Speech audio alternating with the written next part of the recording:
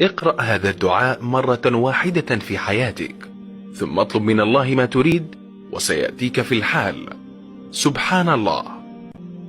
اللهم إنا نسألك زيادة في الإيمان، وبركة في العمر، وصحة في الجسد، وسعة في الرزق، وتوبة قبل الموت، وشهادة عند الموت، ومغفرة بعد الموت، وعفوا عند الحساب، وأمانا من العذاب، ونصيبا من الجنة، وارزقنا النظر إلى وجهك الكريم.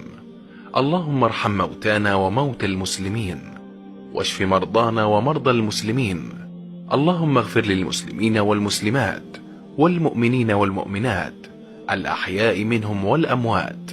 اللهم من اعتز بك فلن يذل، ومن اهتدى بك فلن يضل، ومن استكثر بك فلن يقل، ومن استقوى بك فلن يضعف، ومن استغنى بك فلن يفتقر، ومن استنصر بك فلن يخذل، ومن استعان بك فلن يغلب، ومن توكل عليك فلن يخيب، ومن جعلك ملاذه فلن يضيع، ومن اعتصم بك فقد هدي إلى صراط مستقيم.